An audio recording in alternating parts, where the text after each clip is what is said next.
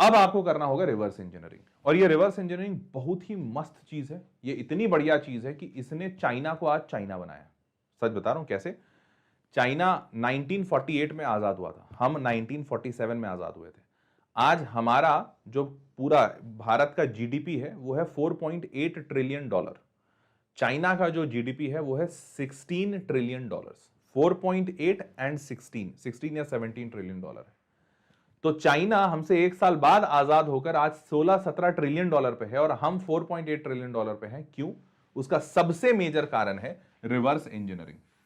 आप सारे लोग मजाक में ही ये बात मानते हो ना कि चाइना में हर एक चीज की कॉपी होती है, सब कुछ। तो एक्चुअली में ये कॉपी नहीं है, इसका थोड़ा ज्यादा सोफिस्टिकेटेड टर्म है रिवर्स इंजीनियरिंग। मतलब ये, जैसे तुमको पता होगा पूरी दुनिया में सबसे फेमस कार क्या है या सबसे लग्जूरियस कार क्या है, तो शायद तुम लोग भी बोलोगे रोल्स रॉयस। प्रेसिडेंट के पास होता है अमेरिका के। ये रोल्स रॉयस ना अमेरिका में भी है, अमेरिका में भी रोल्स रॉयस बनती है। दुनिया का और फेमस कार अगर स्पोर्ट्स कार में जाओगे तो फेरारी, अमेरिका में भी फेरारी है। पर ये इन्होंने सारे कार की कॉपी बना ली है, लेकिन एक सस्ते वर्जन में। आपको पता होगा यूएस का F-16 फाइटर जेट जो अभी कुछ दिन पहले इंडिया ने खरीदा था, F-16 का कॉपी बना लिया चाइना वालों ने और उसका नाम दे दिया J-16।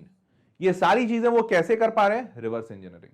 वो कहीं से कुछ टूटा फूटा उठा लेते हैं, जैसे रोल्स रॉयस खरीद लिया चाइना में किसी आदमी ने, रोल्स रॉयस पूरा खोला, देखा अंदर क्या क्या है, वैसे वैसे पार्ट्स बनाए, नई कार बन गई उनके लिए।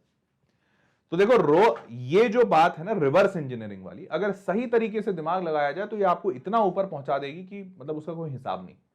और वो आपको यहां पे लगाना है। क्या लगाना है? ध्यान से देखो, एक एग्जांपल से समझाता हूं। ये सवाल है, ठीक है। इस सवाल में ये मैथमेटिक्स का क्वेश्चन है। इसमें दिया हुआ है fx इक्वल्स टू, ये डिटरमिनेंट है a belongs to r, then the sum of the which squares of the values of a for which a 2 times f-10 minus f-5 plus 100 is equals to 0 is JEE Mains का 2022 का सवाल है, ठीक है। अब इसमें आपको a की वैल्यू बताना है, जिसके लिए ये सारे इक्वेशन सही हो, ये सब सॉल्व करना है।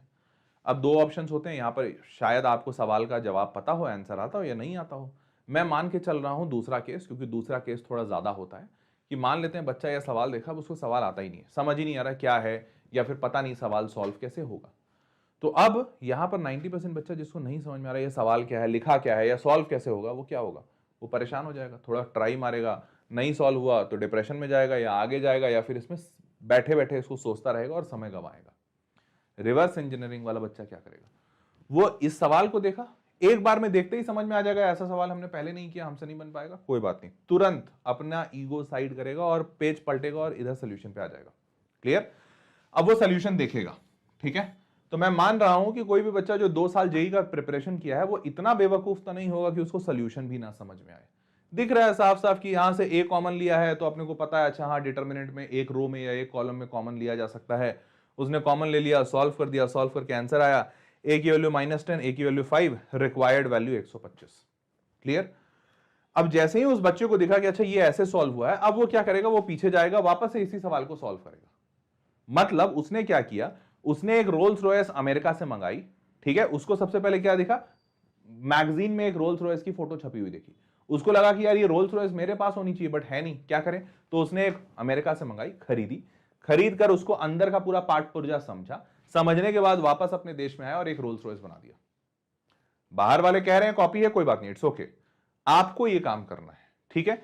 ये काम हर एक सवाल पे करना है, और अभी मैं आपको इसका रिजल्ट महसूस कराऊंगा, तुमको मतलब तुम्हारा दिमाग उड़ जाएगा, सच बता रहे हैं।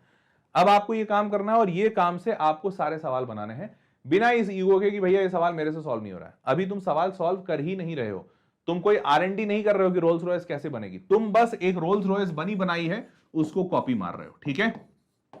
अब ध्यान से सुनो, समझो बेटा, जब तुम ऐसे ऐसे सवाल को कॉपी मारोगे और सॉल्व करना शुरू करोगे, तो एक सवाल सॉल्व करोगे, दूसरा करोगे, तीसरा करोगे, चौथा, 10, 20, 50, 100 ऐसा सवाल सॉल्व करते जाओगे।